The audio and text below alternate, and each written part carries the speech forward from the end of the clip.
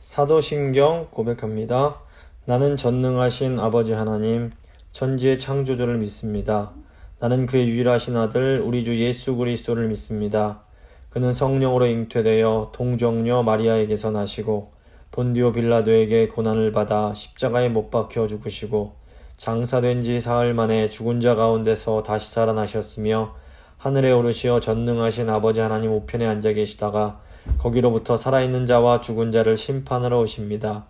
나는 성령을 믿으며 거룩한 공교회와 성도의 교제와 죄를 용서받는 것과 몸의 부활과 영생을 믿습니다. 아멘. 찬송가 407장입니다. 찬송가 407장 찬양하시겠습니다.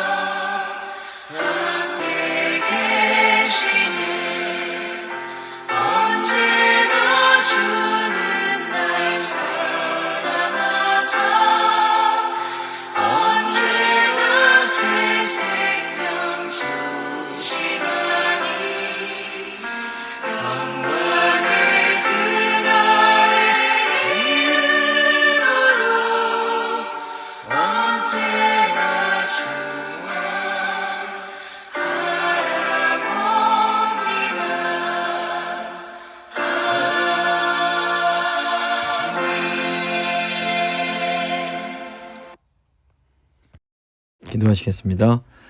참 좋으신 하나님 감사를 드립니다. 오늘도 변함없이 저희를 사랑하셔서 하나님의 소중한 말씀 앞으로 저희를 인도하여 주심에 감사드립니다. 오늘은 시편 56편 말씀을 통해서 하나님의 백성이 어려움에 처했을 때 어떻게 행해야 할지를 알려주심에 감사드립니다.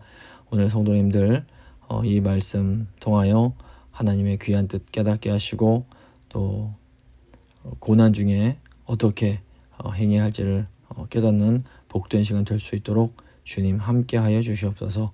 모든 것 주께 의탁하며 귀하신 우리 구주 예수 그리스도의 이름으로 간절히 기도드립니다. 아멘. 오늘 주신 하나님 말씀은 시편 56편 1절에서 13절까지의 말씀입니다. 시편 56편 1절부터 13절 말씀 제가 봉독해 드리도록 하겠습니다. 하나님이여 내게 은혜를 베푸소서. 사람이 나를 삼키려고 종일 치며 압제하나이다. 내 원수가 종일 나를 삼키려 하며 나를 교만하게 치는 자들이 많사오니 내가 두려워하는 날에는 내가 주를 의지하리이다. 내가 하나님을 의지하고 그 말씀을 찬송하올지라. 내가 하나님을 의지하였은즉 두려워하지 아니하리니 혈육을 가진 사람이 내게 어찌하리이까. 그들이 종일 내 말을 곡해하며 나를 치는 그들의 모든 생각은 사악이라. 그들이 내 생명을 엿보았던 것과 같이 또 모여 숨어 내 발자취를 지켜보나이다. 그들이 악을 행하고야 안전하오리이까. 하나님이여 분노하사 뭇 백성을 낮추소서. 나의 유리함을 주께서 계수하셨사오니 나의 눈물을 주의 병에 담으소서. 이것이 주의 책에 기록되지 아니하였나이까. 내가 아뢰는 날에 내 원수들이 물러가리니 이것으로 하나님이 내 편이심을 내가 아나이다. 내가 하나님을 의지하여 그의 말씀을 찬송하며 여호와를 의지하여 그의 말씀을 찬송하리이다. 내가 하나님을 의지하였은즉 두려워하지 아니하리니 사람이 내게 어찌하리이까. 하나님이여 내가 주께 서원함이 있사온즉 내가 감사제를 주께 드리리니 주께서 내 생명을 사망에서 건지셨습니다. 주께서 나로 하나님 앞 생명의 빛에 다니게 하시려고 실족하지 아니하게 하지 아니하셨나이까. 아멘. 오늘은 시편 56편 말씀 함께 나누고 기도하겠습니다. 시편 56편의 이 표제가 굉장히 깁니다. 다윗의 믹담시 인도자를 따라 요낫 엘렘 르호김에 맞춘 노래, 다윗이 가드에서 블레셋 인에게 잡힌 때에 이렇게 되어 있습니다. 이 표제에 굉장히 많은 정보들이 이제 들어있는 겁니다. 우선 믹담시라는 것은 황금시란 뜻이 있습니다. 이 시가 여러 시편 중에서도 굉장히 황금처럼 소중한 의미가 있다라고 볼 수 있습니다. 또 하나님께서는 이 고난 가운데 낙심하지 않고 믿음으로 승리한 자들에게 아주 좋은 상을 베푸십니다. 그들을 이 황금처럼 귀하게 보시는 겁니다. 또 이 표제가 요낫 엘렘 르호김에 맞춘 노래라고 되어 있는데 이걸 이제 직역을 하면 멀리 있는 말 못하는 비둘기라는 좀 이상한 뜻을 가지고 있습니다. 이 비둘기가 본래는 이제 슬픈 소리를 내면서 웁니다.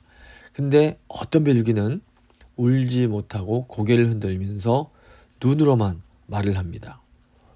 그래서 고난에 빠졌을 때 울 수 있는 경우가 있는데 어떤 경우에는 울지도 못하고 그냥 눈으로만 얘기를 해야 될 때가 있는 겁니다. 그래서 이 다윗이 처한 상황이 너무나 고통스러운데 마음대로 울지 못하는 그런 상황이라서 눈으로만 그 아픔을 얘기하는 그런 상황이 있었다. 우리가 이것을 또 이제 유추할 수가 있습니다. 그럼 어떻게 그런 거냐? 이제 다음 표제를 보면 다윗이 가드에서 블레셋 인에게 잡힌 때에, 그러니까 이 상황이 이런 상황이구나라는 걸 알 수가 있는 겁니다. 이 다윗이 가드에서 블레셋 왕 아기스를 찾아간 내용이 사무엘상 21장에 나옵니다. 그런데 이제 시편 56편을 보면 사무엘상 21장이 다 알려주지 않는 그런 내용이 좀 더 들어있는 겁니다. 사무엘상 21장을 보시면 아기스의 신하들이 이제 이 아기스 왕에게 무리가 춤추며 이 사람의 일을 노래하여 이르되 사울이 죽인 자는 천천히요 다윗은 만만이로다 하지 아니하였나이까, 이런 식으로 말을 합니다. 그러니까 이 다윗이 우리 블레셋 사람을 죽여서 엄청나게 큰 칭찬받던 그런 우리의 적이다, 이걸 얘기를 하는 겁니다. 다윗이 이 말을 듣고 두려워하여 그들 앞에서 그의 행동을 변하여 미친 채하고 대문짝에 그적거리며 침을 수염에 흘렸다 이렇게 되어 있습니다. 미친 사람 인 척을 했던 겁니다. 그리고 이 모습을 보면서 야 내가 미친놈을 죽여서 뭐 하느냐 하면서 다윗 왕이 그러니까 아기스 왕이 다윗을 살려서 내보내 주게 됩니다.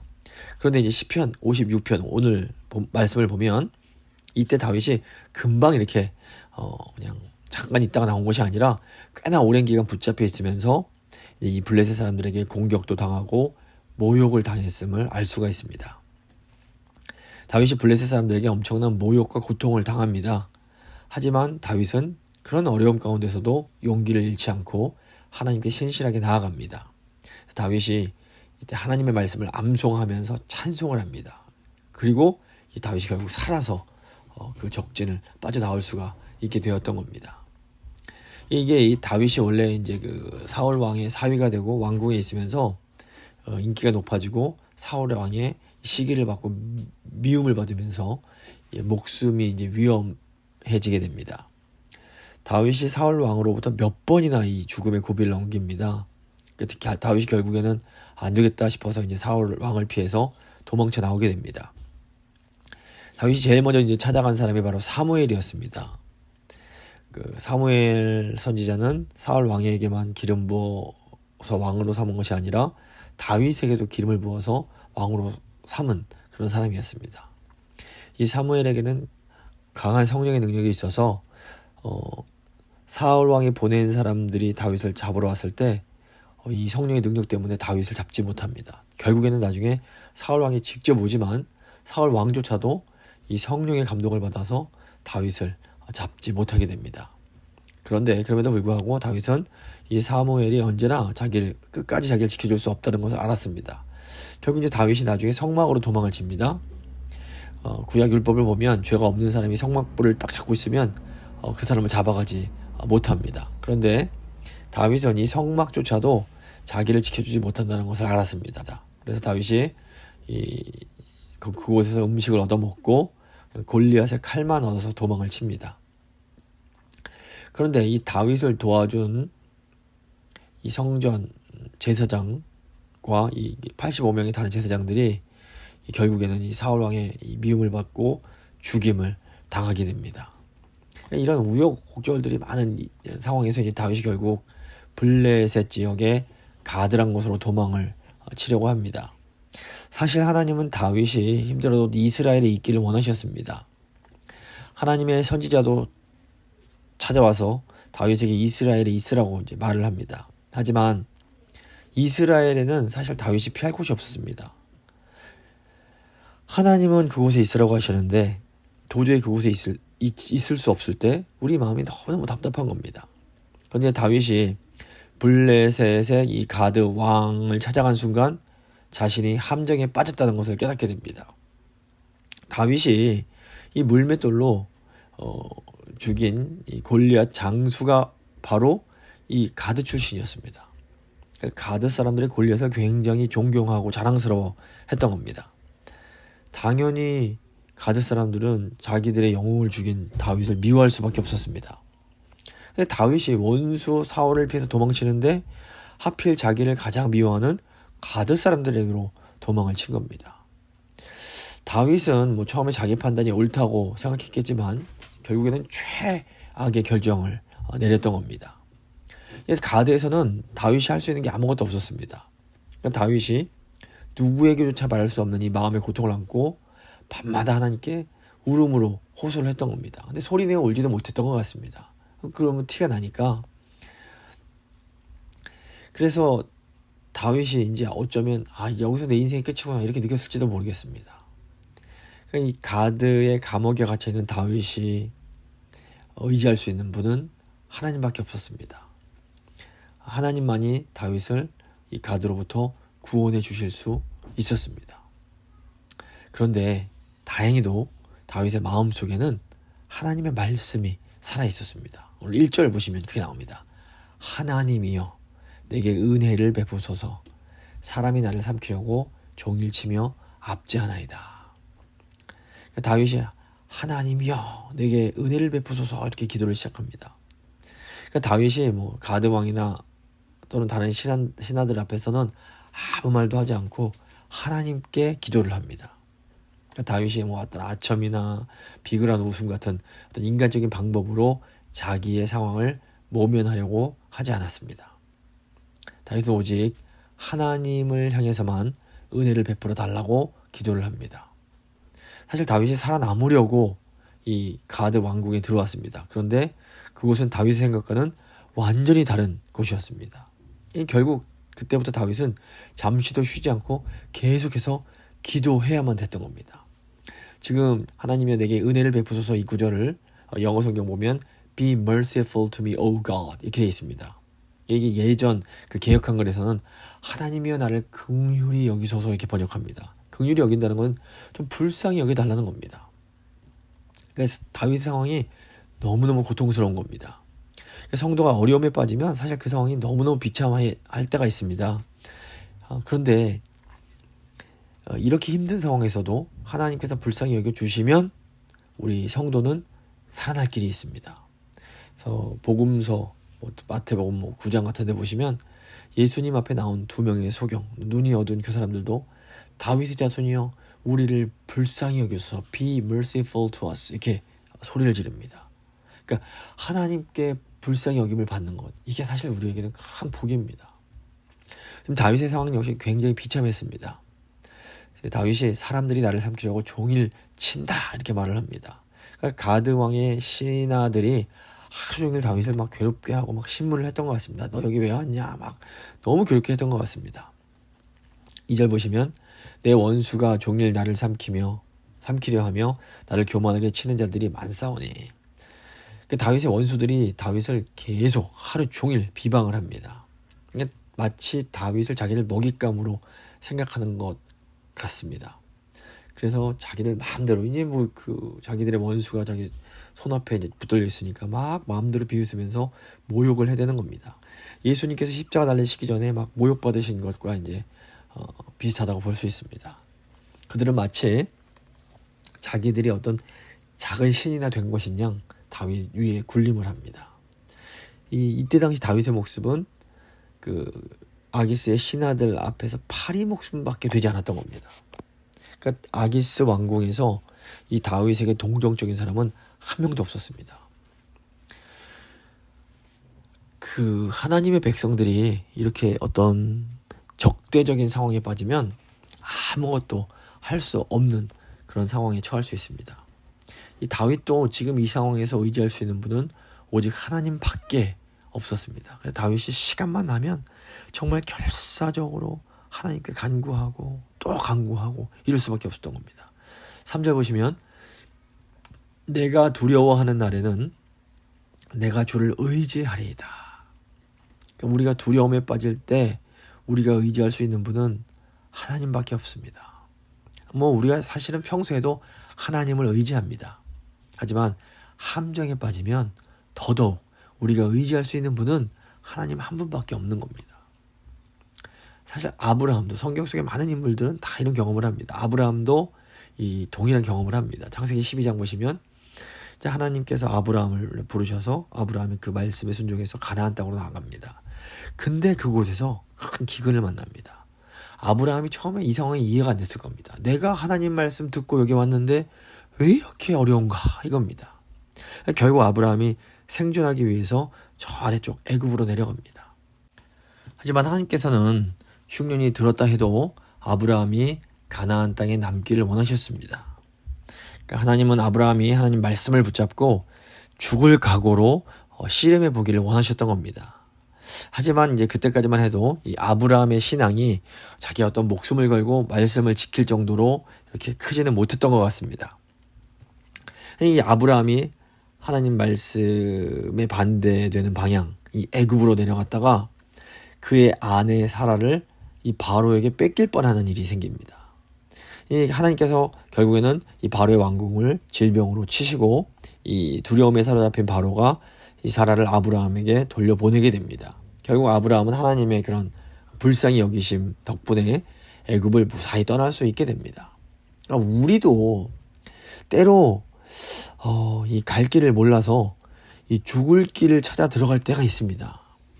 이때도 하나님이 우리를 불쌍히 여겨 주셔야만 됩니다. 그래야만 우리가 살 수 있습니다.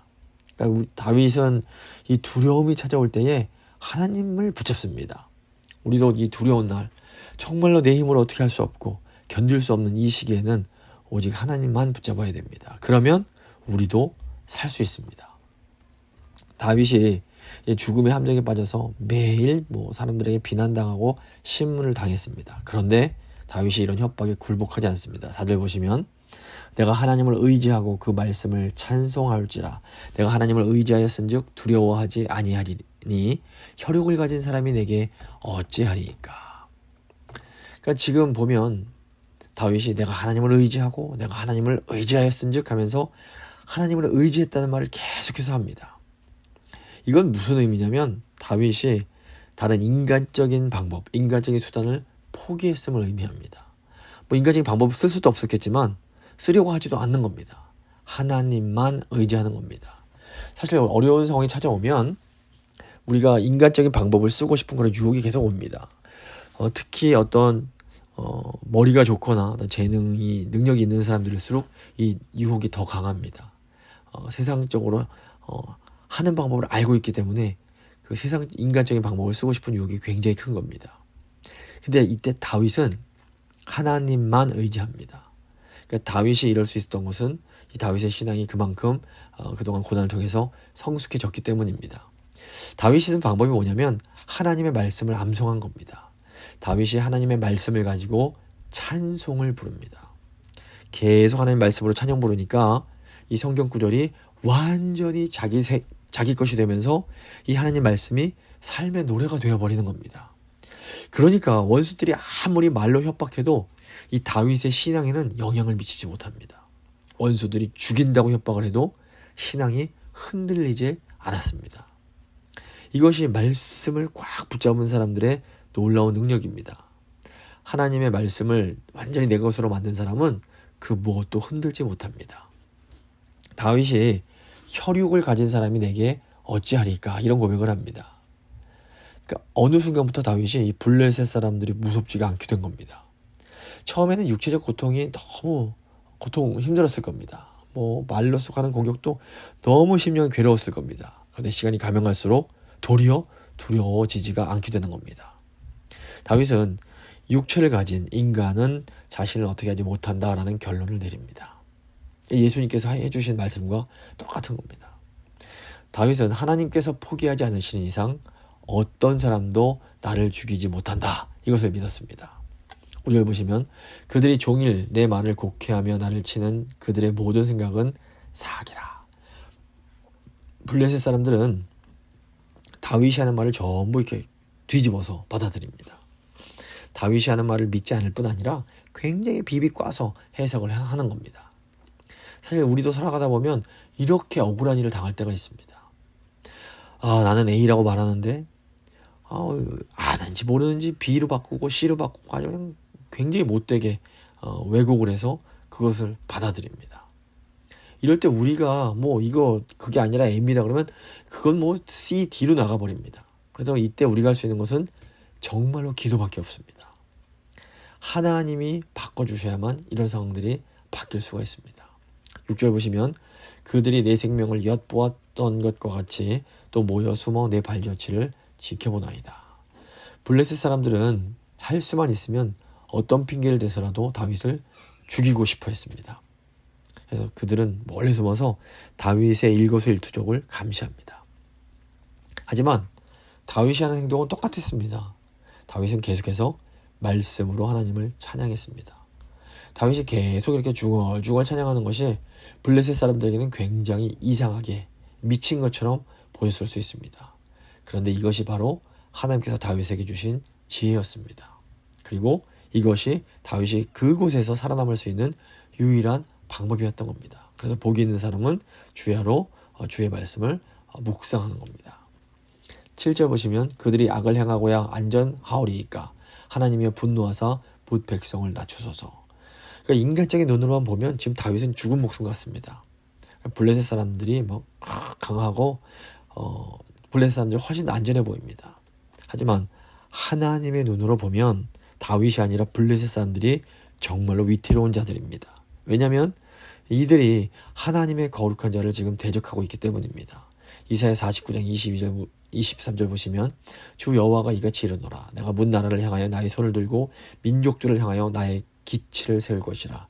그들이 내 아들들을 품에 안고 내 딸들을 어깨에 메고 올 것이며 왕들은 내 양부가 되며 왕비들은 내 유모가 될 것이며 그들이 얼굴을 땅에 대고 내게 절하고 내 발에 티끌을 들 것이니 내가 나를 여호와인 줄을 알리라. 나를 바라는 자는 수치를 당하지 아니하리라. 이 말씀이 나옵니다. 이게 하나님의 백성을 향한 하나님의 약속입니다. 하나님께서 하나님 백성들을 결국에는 지키시고 일으켜 세우실 거라는 약속인 겁니다. 하나님은 결국 블레셋 사람들을 낮추십니다. 그리고 나중에 블레셋이 다윗이 왕이 됐을 때 이스라엘의 종이 됩니다. 그러니까 하나님은 그의 종을 높이시고 악한 자를 낮추셔서 그 티끌을 핥게 만드십니다. 그러니까 블레셋 사람들 중에서도 나중에 이 다윗의 신앙 인격이 감화돼서 이스라엘로 따라온 사람들이 있었습니다. 사실 이 사람들이야말로 진짜 복받은 사람들입니다. 그러니까 성도는 세상이 아무리 약해도 겁낼 필요가 없습니다. 성도는 하나님의 손에 붙들린 사람들입니다. 세상의 가치로 우리를 평가하는 것은 굉장히 이건 안 좋은 겁니다. 하나님의 백성들이 이 연단을 통해서 이 우리의 가치를 되찾아야 됩니다. 하나님이 우리를 얼마나 존귀하게 여기시는지를 우리가 제대로 깨닫는 것이 너무너무 중요합니다. 우리가 이것만 알게 되면 뭐 세상에 우리에게 어려움을 줘도 그것 때문에 기가 눌리거나 막 그렇지 않고 이 어려움들을 능히 이겨낼 수 있습니다. 하나님은 하나님의 백성들이 고통 가운데 흘리는 눈물, 이것을 굉장히 귀하게 여기십니다. 사실 누구든지 간에 이렇게 하나님 앞에서 훈련받고 연단받을 때에는 가난도 경험하고 고통도 경험을 합니다. 이 세상적 입장에서 볼 때 이 연단받고 고생하는 것, 이거 가치 있게 여기지 않습니다. 하지만 하나님은 자기 백성들이 연단받을 때 이것을 굉장히 귀하게 여기십니다. 왜냐하면 우리가 연단받을 때 가장 순수하고 깨끗해지기 때문입니다. 8절 보시면 나의 유리함을 주께서 계수하셨사오니 나의 눈물을 주의 병에 담으소서. 이것이 주의 책에 기록되지 아니하였나이까. 그러니까 보통은 우리가 이게 연단받을 때 이게 굉장히 비참하게 보여집니다. 그러니까 이스라엘 백성들이 출애굽한 후에 광야 생활을 할 때 사실 굉장히 춥고 배고픈 상황인 겁니다. 그런데 하나님은 광야 생활하는 이스라엘 백성들을 굉장히 아끼고 사랑하셨습니다. 왜냐하면 그 기간 동안에 하나님과 이스라엘 백성들이 아주 깊이 있게 교제할 수 있었기 때문입니다. 우리가 고난받을 때가 하나님과 가장 가까운 때입니다. 이때 우리가 하나님 말씀의 깊은 뜻도 알게 되고 하나님의 사랑도 경험을 하게 됩니다. 다윗이 나의 눈물을 주의 병에 담으소서 이렇게 기도합니다. 그러니까 성도가 어려운 일 당해서 눈물 흘리는 것은 이건 그냥 눈물이 아닙니다. 이건 마치 비유하자면 보물이 툭툭 떨어지는 겁니다. 하나님 또한 하나님 말씀을 듣고 하나님 백성들이 그 은혜 받아서 눈물을 흘릴 때 이거는 너무나 존귀한 겁니다. 하나님께서 이 눈물을 병에 담아 귀하게 보관하십니다. 그러니까 이 하나님 기도하면서 울고 말씀 들으면서 울고 이 눈물을 자꾸 흘려야 됩니다. 이 눈물을 많이 흘릴수록 우리가 더 이렇게 하나님의 큰 은혜를 경험하고 하나님의 복을 받게 됩니다. 인간이 근데 분노해서 억울해서 눈물을 흘릴 때는 그 눈물 맛이 굉장히 씁쓸하다고 합니다. 그런데 인간이 기뻐서 감격해서 눈물을 흘릴 때 그 눈물은 맛이 달다고 합니다. 하나님 백성이 흘리는 눈물은 달콤한 눈물입니다. 이 눈물이 많아야 하나님 백성이 복을 받습니다. 눈물을 많이 흘려야 교회에 부흥이 일어납니다. 많이 은혜 받고 우실 수 있는 그런 은혜가 있기를 바랍니다. 9절 보시면 내가 아뢰는 날에 내 원수들이 물러가리니 이것으로 하나님이 내 편이심을 내가 아나이다. 그러니까 다윗이 가데에서 이런 아주 그냥 끔찍한 일을 경험을 합니다. 다윗이 이때 자기 너무 자신을 힘들게 하는 신하가 제발 오지 않게 해달라고 이제 기도를 하니까 하나님께 그때는 그 기도를 들어주시는 겁니다. 이처럼 하나님은 우리가 감당치 못할 시험은 주지 않으십니다. 고린도전서 10장 13절 보시면 오직 하나님은 미쁘사 신실하사 너희가 감당하지 못할 시험 당함을 허락지 아니하시고 또 시험 당할 즈음에 또한 피할 길을 내사 너희로 능히 감당하게 하시느니라. 이 사람들이 이걸 모르기 때문에 미리 겁을 내고 절망을 할 때가 많습니다. 근데 우리는 사실 절망할 필요가 없습니다. 우리가 기도하면 하나님은 우리 시험의 수위도 낮춰주십니다. 그러니까 우리가 도저히 못 견딜 것 같으면 하나님께서 그 시험 당하지 않게 도와주십니다. 다윗이 이런 귀한 깨달음을 통해서 하나님이 자기 편이란 것을 알게 됩니다. 다윗이 또다시 하나님을 의지하고 말씀을 이제 찬송을 합니다. 10절 보시면 내가 하나님을 의지하여 그의 말씀을 찬송하며 여호와를 의지하여 그의 말씀을 찬송하리이다. 그러니까 하나님의 말씀을 이렇게 꽉 붙잡고 하나님을 의지하는 것이야말로 가장 근본적인 해결책입니다. 우리가 다른 방법 다 써봐야 사실 소용이 없을 때가 너무 많습니다. 다윗이 시간이 지날수록 진짜 하나님 의지하는 것만이 유일한 방법이다 하면서 인간적인 방법을 더 사용하지 않게 됩니다. 11절 보시면 내가 하나님을 의지하였은즉 두려워하지 아니하리니 사람이 내게 어찌하리까. 다윗이 하나님을 굳게 의지할 때에 두려움이 사라지게 됩니다. 다윗은 하나님이 나와 함께 하시는데 누가 내게 함부로 할 수 있겠는가 하는 담대함이 생겨납니다. 그러니까 성도가 함정에 빠졌을 때, 어려움에 처했을 때 너무 생각을 많이 하면 안 됩니다. 우리가 실수한 걸 자꾸 되새기면서 내가 왜 그랬지 후회하는 것 유익하지 않습니다. 차라리 그 시간에 주님 제가 이렇습니다. 제가 실수했습니다. 하지만 주님을 의지합니다 하면서 기도를 해야 되는 겁니다. 지금 내가 하나님을 의지하고 있는가, 이게 중요합니다. 우리가 하나님을 의지하고 있다면 그건 사실 이미 살아있는 겁니다. 살게 되는 겁니다. 사람은 하나님의 백성들을 자기 마음대로 어떻게 할 수 없습니다. 하나님이 살려주시면 사는 것이고 하나님이 살려주시지 않으면 그건 죽는 겁니다. 다윗은 그래서 하나님께서 주시는 확신을 갖게 됩니다. 12절 13절입니다. 하나님이여 내가 주께 서원함이 있사온즉 내가 감사제를 주께 드리니 주께서 내 생명을 사망에서 건지셨습니다. 주께서 나로 하나님 앞 생명의 빛에 다니게 하시려고 실족하지 아니하게 하지 아니하셨나이까. 다윗은 주님께서 내 생명을 사망에서 건지셨다 이렇게 고백을 하면서 감사드립니다. 다윗은 하나님이 한평생 생명의 빛 가운데 걸어가게 하실 줄을 믿었습니다. 지금도 똑같습니다. 우리가 하나님을 의지하면 육체를 가진 사람들은 우리를 해치지 못합니다. 마귀는 자꾸 거짓말로 우리를 두렵게 만듭니다.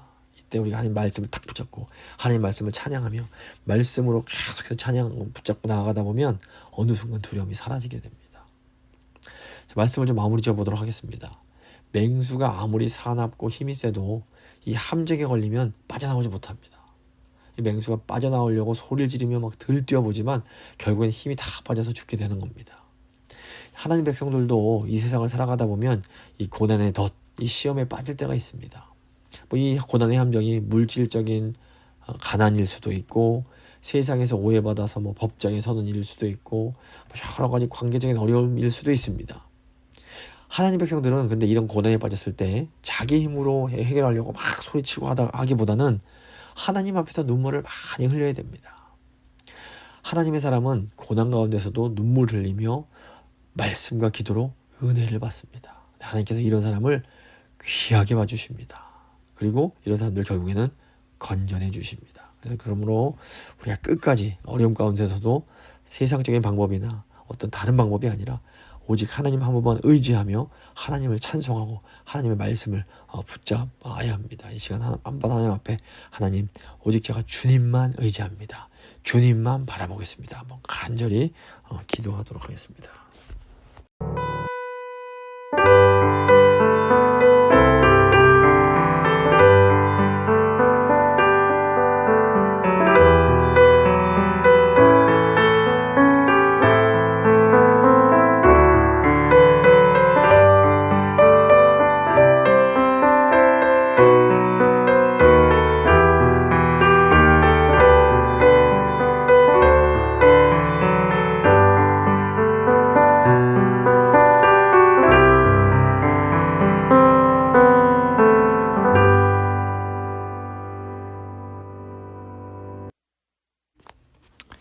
이제 다 같이 잠시 중보 기도하는 시간을 갖도록 하겠습니다. 먼저는 선교 위해서 기도하겠습니다. 이제 이틀 후면 선교팀이 멕시코로 선교를 떠나게 됩니다.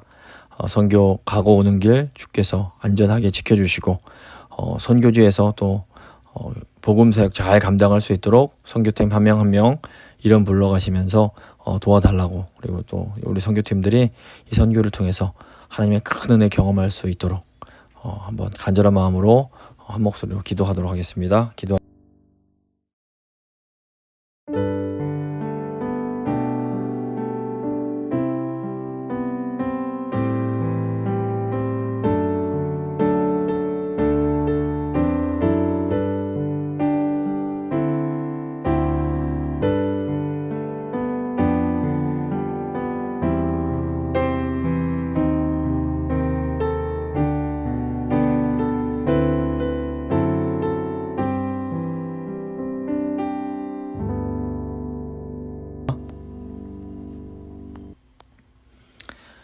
아울러서 이제 우리 교인들 위해서 기도하겠습니다. 특별히 육신에 연약한 우리 환우들 위해서 하나님 은혜 베푸셔서 치유하여 주시옵소서 간절히 기도해 주시고, 또 이제 그 결혼 정년기 맞은 청년들 위해서 하나님 아름다운 믿음의 가정 이루어 하나님께 영광 돌리게 하옵소서 한번 간절한 마음으로 또 기도해 주시겠습니다. 기도하십니다.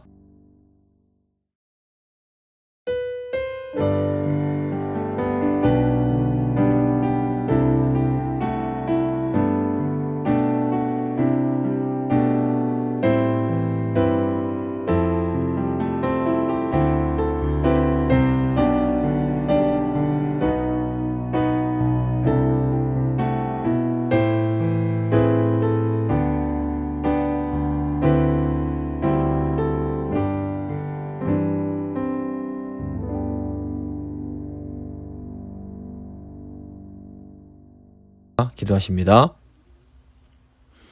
이제 마지막으로 이제 어려운 상황 속에 있는 세계 교회들 위해서 기도합니다. 전쟁과 자연재해로 인해서 어려움 겪는 그런 교인들, 그곳에서 사역하는 선교사님들, 목회자들 위해서 기도해 주시고, 또 한국과 미주에 있는 재건교회들 위해서 하나님 저희 재건교회 은혜 베푸셔서 시대적 사명 잘 감당할 수 있도록 도와주시옵소서 한 목소리로 간절히 기도하겠습니다. 기도하십니다.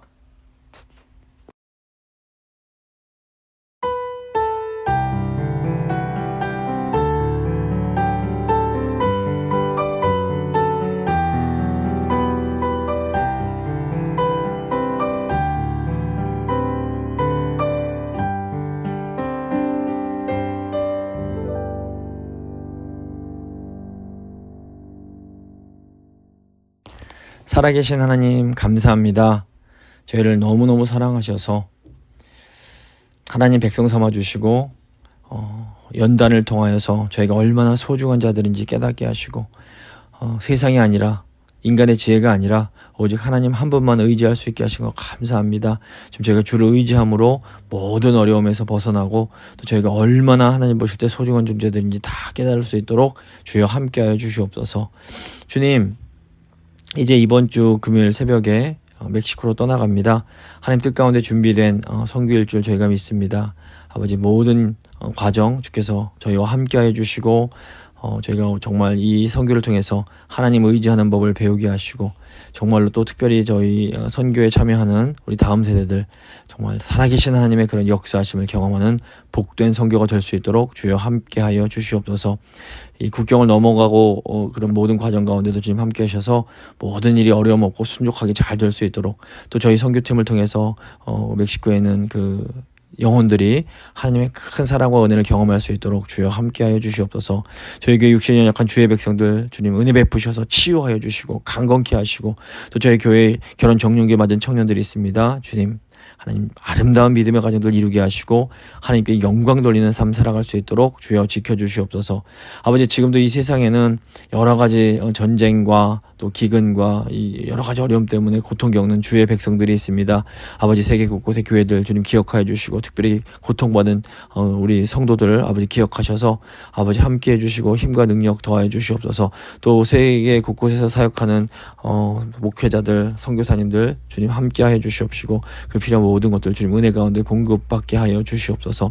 또 아버지, 한국과 미국에 있는 재건교회들 위해서 간절히 기도합니다.